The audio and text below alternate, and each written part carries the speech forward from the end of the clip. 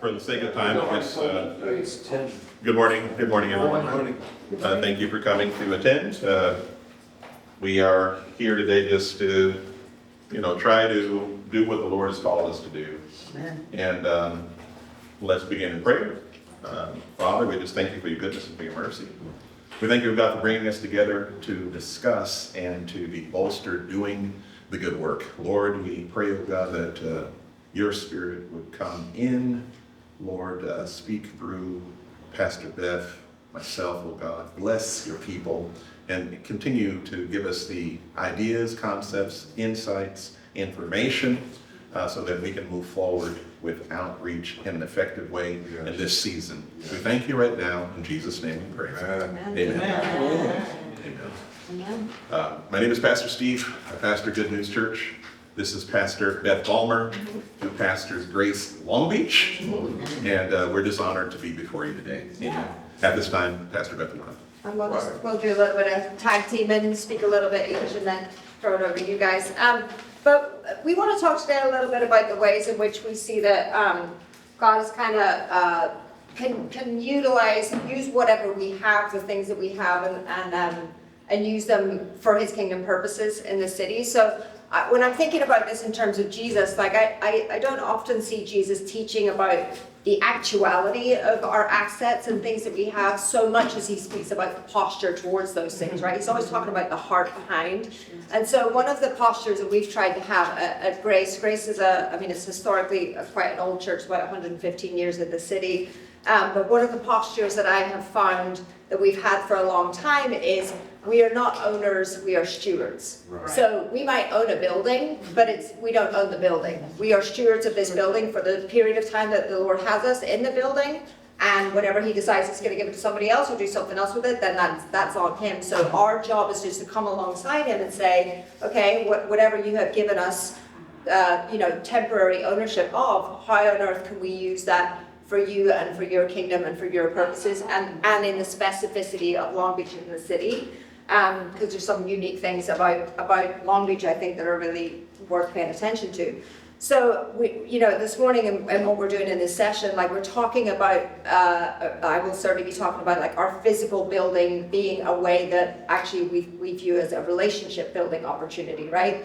The building is there, but more than anything, we're not in the business of buildings, we're in the business of people. So how can we be utilizing, like I said, the things that we have, even the building that we have, in order that people might benefit? So I'm going to give some really just like from sort of small to larger examples of things that we have done, things that we are doing with the things that we own, and I'll keep using that in quotation marks, just to kind of spark imagination for you thinking about the certain places that you are and what you have ownership of or stewardship of right now, that the Lord might be like, hey, you thought this was a that, but maybe I want to use it for something else. So I'm just going to give a couple of ideas of things that we have done with the things in our possession in order to benefit other people. So for us, one of the sort of most simple, accessible things that we have is this what do you call these, shipping containers. We bought it, like, I actually don't even know when it got bought, but it got bought for storage purposes a while ago, a long time ago, but it's just kind of sitting in a parking space on our campus. And this entity, Care Portal, some of you may have heard of them, some of you might already be working with them. Care Portal exists to come alongside families, quite often in the foster and adoptive situations, and to helping these families with physical resources. So, for instance, if let's say a grandma quite often ends up taking in some kids in order to prevent them going into the foster care system, but this grandma might be living in a house where she doesn't have bunk beds or she doesn't have anything for the children. And so Care Portal exists to help resource that grandma and find the things that she needs within the next literally 24, 48 hours, quite often it is, so that she can take the kids into her care and the kids don't have to go into foster care. So our church happens to partner with Care Portal in providing both the resources in that regard and the human manpower that kind of helps get the bunk beds, take the bunk beds to grandma, set up the bunk beds in the room.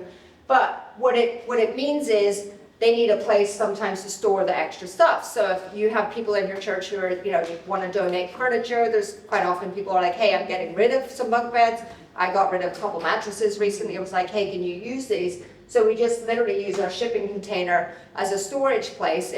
We moved the things out of it that we needed storage for, and we found other places for it. And it was just a really simple way to say, hey, we have a tiny bit of space. What is it, as big as this carpet? But can somebody else use it in a way that benefits other people? So that's what I mean by, I'm going to start by just talking about sort of small ideas, and then things get a little bit bigger, and then Steve will talk about some even bigger ideas going on. Parable Ministries, you guys heard of them? Yes. Hung Fact is here today running Parable Ministries. So Parable, we partnered with them as well. They exist to come alongside students where they are with the redeeming power of the gospel until they realize that they are seen, heard, and loved by God and us.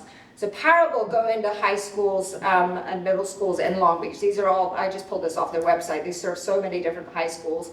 And what they do is they go in, and you'll see, I grabbed this off their website as well. Pizza provided.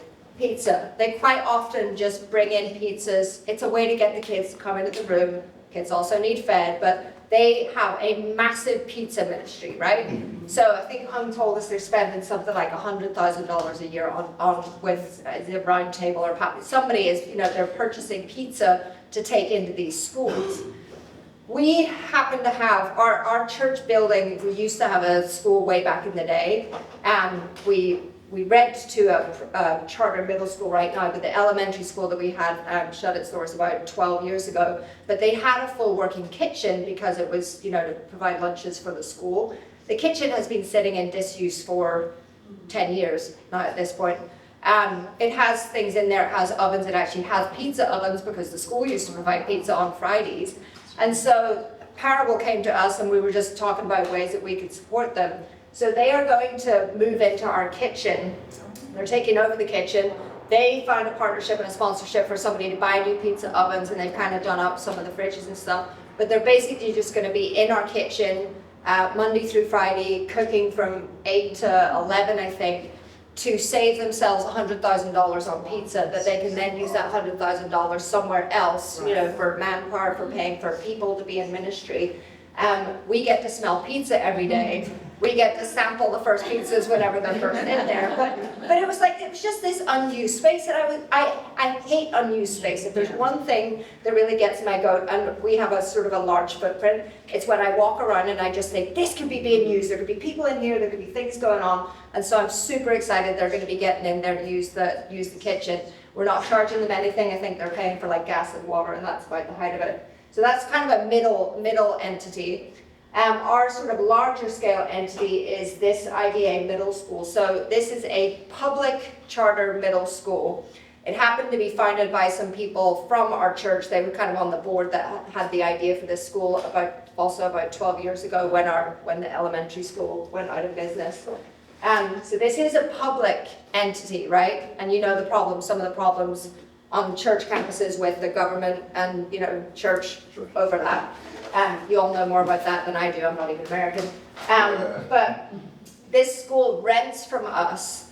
And whenever they first started renting, they were very, very particular about this separation. They wanted to make sure, and it's kind of like they almost went out of their way to tell the parents, no, don't worry, we're nothing to do with that church, we're nothing to do with the church. They really made this clear division that at first I was a little bit offended by. But I knew why they were doing it, because they didn't want parents to think that it was some kind of, under the radar, like that something was going on. So they were trying to be really clear about it. But when I was preparing for this, I went on their website, and I found that they said this specifically on their website. It says, even though we operate independently from Grace Church of Long Beach, we enjoy a warm and positive relationship with our landlord and are grateful for the amazing space our school gets to occupy. So to hear them sort of talk about us in these fond terms on their website, there's still, this separation is still there, but they're not quite as sort of, divided about it as they used to be.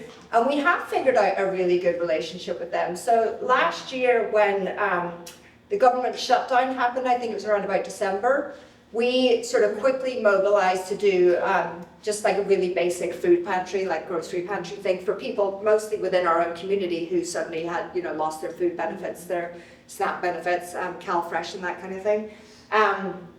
But we reached out to the school, and they said, actually they reached out to us. They said we happen to have about 100 families that would be below the poverty line, can we send them to your food pantry? We know it's mostly for your church people. And we were like, absolutely. So they started sending their families to come in, pick up food supplies. And then that was just kind of brokered a relationship with these parents that otherwise, because of the separation of church and state, we didn't really have. And then another factor of that, we have also rented out our, like the sanctuary area for promotions for, in graduations from middle schools. So Longfellow, I think it's Longfellow Elementary and Hughes Middle School happen to be right by our church. They've utilized the building just for their own graduation ceremonies. But 2 Sundays ago, I met a couple, and they came to church. They were brand new, and I said, "Oh, do you live in the neighborhood? Do you know somebody here? How come you're here today?" And they said, "We came to a graduation ceremony here last year with our kids, and on Easter we were thinking we should probably go to church somewhere. Where could we go? We don't know any churches in the neighborhood." And then we remembered we'd sat in these seats for that graduation ceremony last year, so we thought we would come. And now they've attended church for the last 3 Sundays in a row, and they're like, "Oh, I think we found a home here because everybody's so welcoming." But it's that kind of thing. Like that is for us, that's purely a rental thing. It was literally we charged the school district. They used the building for that graduation ceremony, but it is getting families who are like, if I need to find a church, where do I go? And there's just familiarity. There's an ease of access. Same for the kids that are going to this school. If and when they get to the point where they or their families are thinking, "Man, I really have an urge or an itch to go to a church," where we're like, well, they're so used to this building already. So while again, it's sort of a secular partnership, it's a rental, it's an income situation, more than it is sort of a ministry opportunity. We have found no end of ministry opportunities, even with working with this public school. We've tried to do things together, like trunk or treats in our parking lot, where we'll do it with them, and just trying to forge a partnership of relationships with the parents and the families from that school. So I'm going to hand over to you because you've sort of got extension on that, and then we'll come back a little bit for questions, I think, later. Let me get your PowerPoint up here, Steve. There you go. How do you do? I'm not very good with this. Right. You're right. Here, you can do it. Is that, present, nice. There you go. Okay. Thank you, Pastor Beth. Yeah. So, just to take the conversation a little bit further, so if you look at the framework that Grace has, they've been able to utilize their space well. In the ministry context, to be a blessing to their constituents and the congregation, but also to the community at large. And we want our churches to be centers of the community where God has placed the church. And I believe that Grace has done a very, very good job of doing that. Pastor Steve at Pastor Good News Church on the west side. It's not about me today. Long Beach itself is in crisis. Can we all agree? Yes. All right.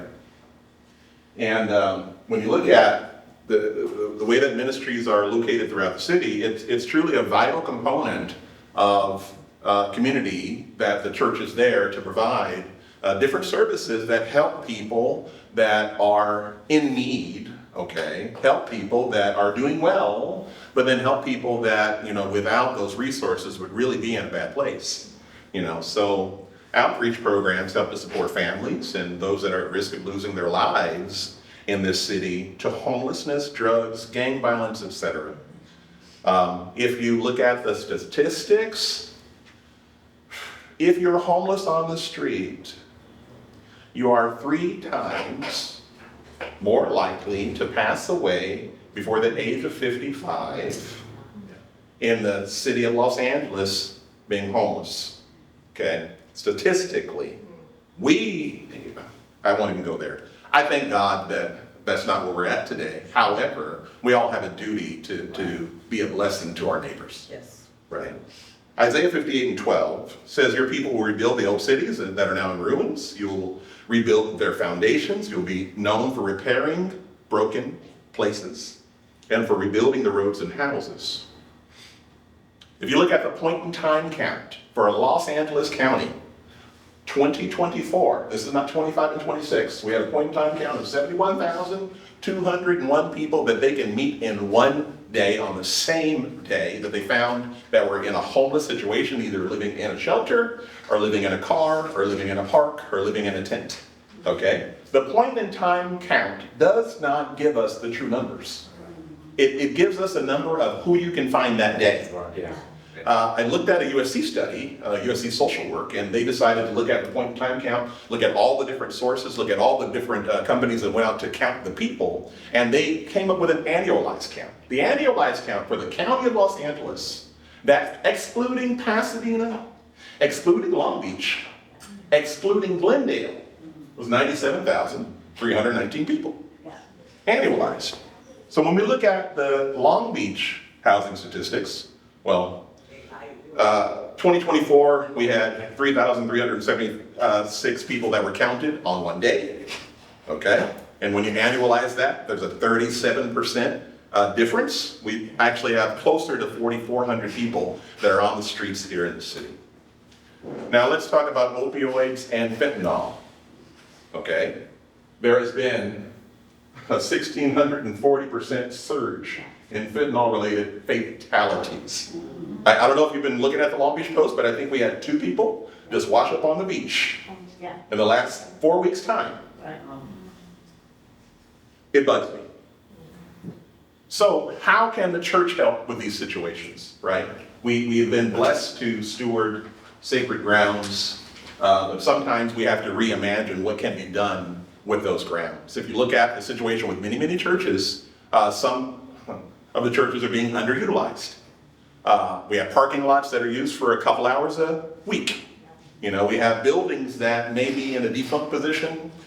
Maybe it was planned to accommodate 400 or 500 people for the particular sanctuary and grounds, and however the ministry context has changed over the years, where a lot of the churches that used to have these numbers don't have these numbers anymore. We're currently consulting with a church in Los Angeles that has a 30,000 square foot building. Okay? After the pandemic, they have about 20 members.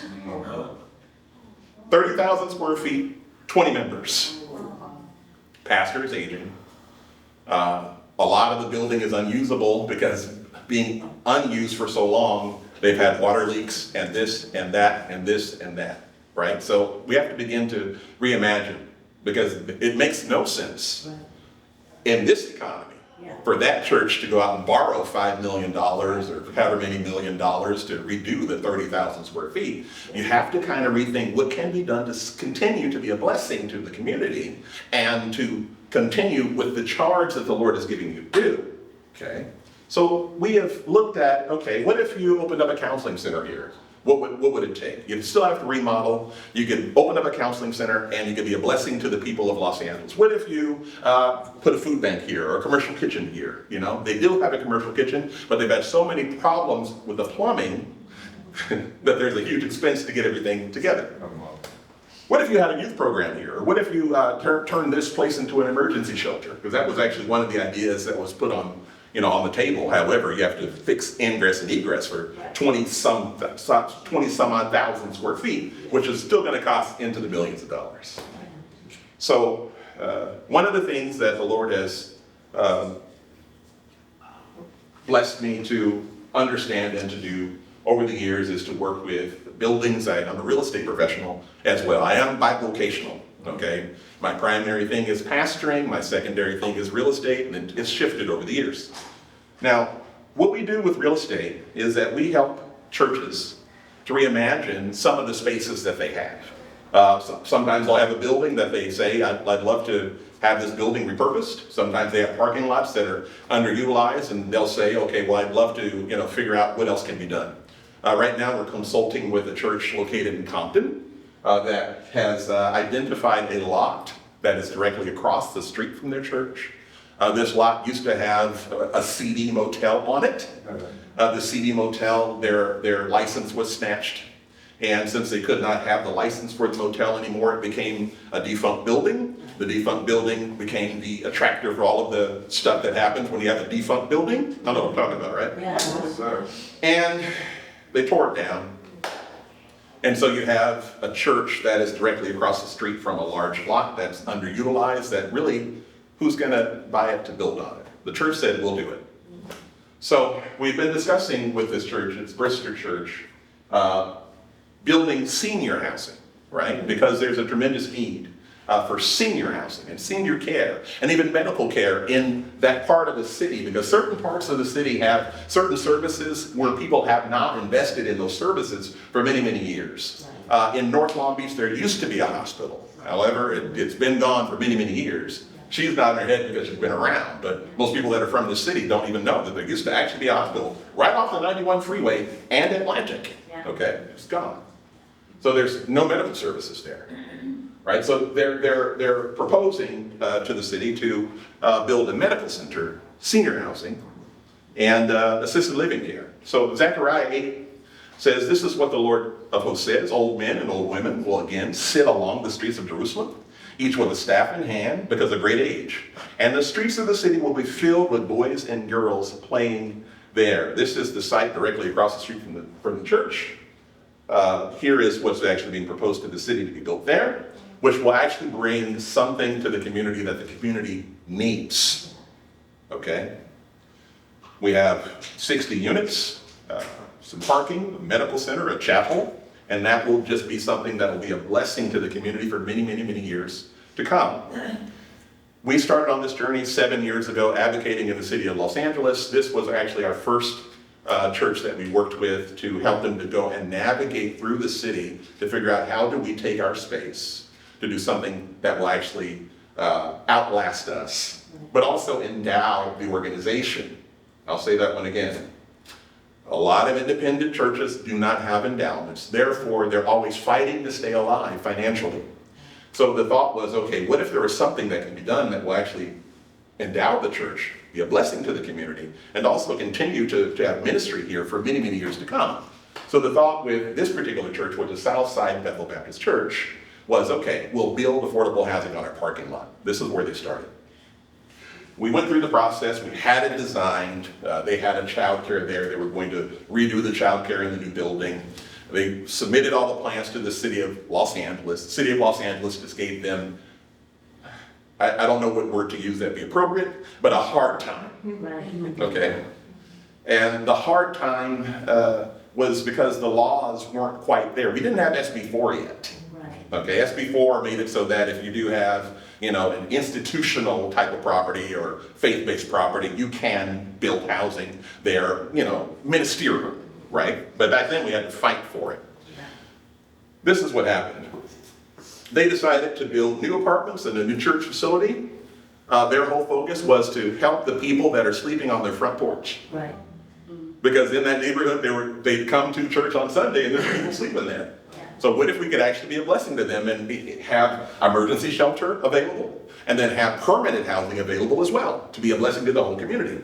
So after we went through the whole process and partnered with a developer and found the finances that are necessary, it was determined to build 49 units, an emergency shelter, and a new church facility inside the new building.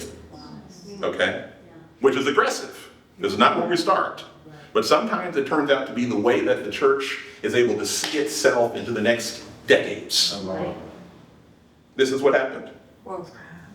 You could look at it on Urbanize or Belly Times, all those other things. These things pop up because these are churches that are actually stepping forward in the inner city, that are attracting millions of dollars worth of investment because they're thinking outside the box, but also keeping Christ at the center, because the whole point is to have housing for people that need it, to continue to do ministry right there in the same location, and to continue to light up that block for the Lord.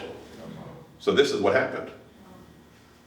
Pastor Fred put this on his live when they began to tear down the church, and it was hard to see the building go. Okay. However, as it went and as it was rebuilt, this is what we have now. It's almost done. They'll actually move in the next 3 months. Right. So let's talk about numbers. There was a $10 million project cost. The original appraisal on the building was less than $2 million. The expected revenue is $1.23 million per year in perpetuity. Capitalized value right now is $15.6 billion. And the equity that's actually being generated by the activity is $5.6 million. So what happens is that the church that was struggling to actually stay open can be there as long as it desires. And the people that come will have a place to stay. And there are 2 units that the church decided to set aside so that if they do come to church on Sunday morning and there's someone sleeping there and they want a place that they can go into immediately, they can take them upstairs and put them in shelter. That's what we're doing. Can I ask you a question on that? Sure. That 10 million, does that come from outside investors? Outside investors. Okay, that's it. Yeah, outside Any investors. state fed funding? Say it again. Any state fed We funding? did not go state. We did not go fed. We did not. It posed many other challenges. Right. It was so much easier to build it privately. So private equity, what ended up happening, God blessed, Come on. and a social impact fund was raised. Come on. And this social impact fund raised $120 million, so we were able to do 11 deals. 5 of them were with churches, the other 6 are private. Wow. So, questions? Wow. Questions? Pastor Ted? Do I have any questions? No, just saying. Oh, yeah. Yeah. So, You can come. and on your property, are you still doing safe parking? We did say parking, we were the pilot for the Right. city of Long Beach. Right. After we got done with it, the city of Long Beach took it back. So they're still doing safe parking typically at the MSC Right. or a parking lot that's near there. Right. Yeah, I know WCC and Cal State now. have safe parking. Have safe parking as well, now, but it's primarily for the students. Yeah. Where is this development? Only for the students, okay, yeah. Where is this development? 104th and San Pedro. So 10400 South San Pedro in Los Angeles. Oh, that's in Los Angeles. No, more like Watts. Yeah, that's not down there. Yeah, not downtown. Oh, what is it, 140? Yeah, Oh, 140. yeah, still decided. Yeah, yeah. So it's right north of the 105. Right. Yeah. Going towards the east. Yeah, it is. Ma'am? I'm curious. I mean, I'm in awe in terms of what you have described and how God has used you in this process. Like you said, your church is on the west side, Long Beach. Mhm. There's so many needs. Yes. There's so many needs. Would love to have a conversation because there's things in the works with the West Side Promise, investors and all of that happening. You just described, I believe, could believe a lot of doors. So just, I know I sent you an email. Would love to have a conversation about the possibilities of something like this happening on the west side. I'd be happy to help in whatever way I can. Thank you. Yeah, we're actually working with the city of Long Beach now on another location, right? And we'll see what God does. If it happens, it happens. Praise the Lord, it'll be 30 units. South of Anaheim, north of 10th Street, right? We're right, actually a couple blocks off of Atlantic, so right in that neighborhood there. Yeah, so it's happening. Long Beach wasn't,